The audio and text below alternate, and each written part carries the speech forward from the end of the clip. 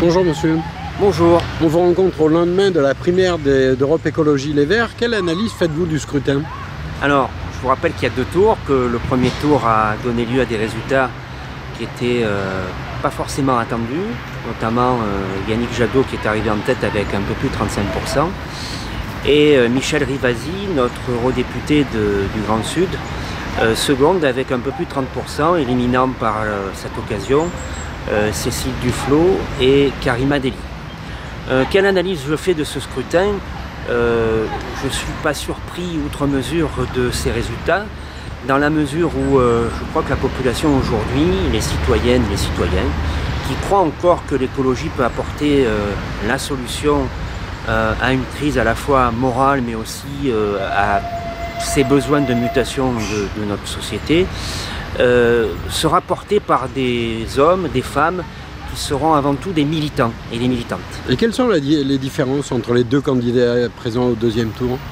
Alors d'abord, c'est un homme et une femme, ils ne sont pas différents pour ça seulement, mais ils ont un parcours qui pourrait les rassembler et se ressembler entre eux. À la différence près, c'est que Michel Rivasi, pour le peu que je la connaisse, est une militante qui est restée assez proche de l'externe du parti Europe Écologie Les Verts, qui a d'ailleurs, je dirais, créé sa force de proposition en étant au contact des associations, des collectifs, qui a milité et qui continue de militer tout en étant une élue du Parlement européen. Pour preuve, elle a été en février 2011 la première à défendre le permis Brignol qui prévoyait l'exploration et l'exploitation des gaz et huiles de schiste.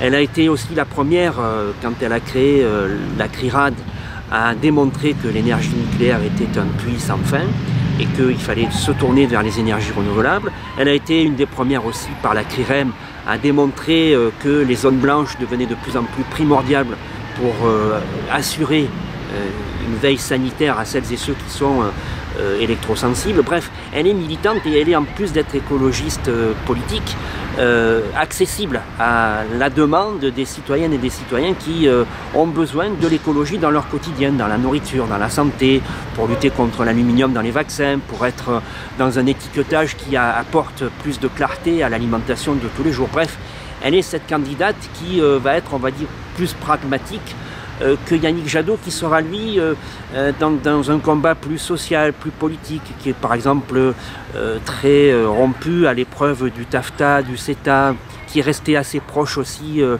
de certains mouvements associatifs et collectifs, puisque c'est un élu du Grand Ouest et donc qui était très bien au courant du projet coûteux et inutile de Notre-Dame-des-Landes.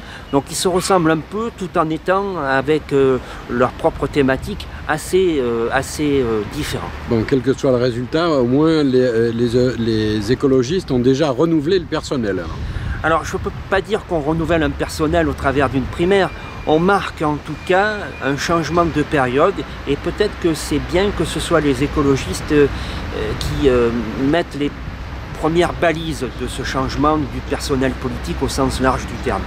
Il y a un monde ancien. Nicolas Sarkozy n'est pas pour moi le renouveau de la droite. Et bien que je ne sois pas partisan de ces politiques conservatrices, je ne pense pas non plus que François Hollande ait la légitimité de représenter la gauche aujourd'hui. Et je pense qu'il y aura aussi un renouvellement du personnel politique, en tout cas de ces édiles, dans ces partis politiques traditionnels. En revanche, je crois que l'écologie politique a tout à tirer de cette nouvelle période électorale qui s'annonce en 2017, pas seulement sur le plan de l'élection présidentielle, mais pour toutes les échéances qui viendront après. Michel Rivasi comme Yannick Jadot ne sont pas là pour porter des candidatures de témoignage, ils sont là pour montrer qu'il y a une alternative à toutes les politiques qui ont été conduites depuis 40 ans et que c'est l'écologie qui apportera la solution à cette nouvelle société qu'on veut construire. Eh bien écoutez, je vous remercie, je vous souhaite bon courage. Merci beaucoup, monsieur.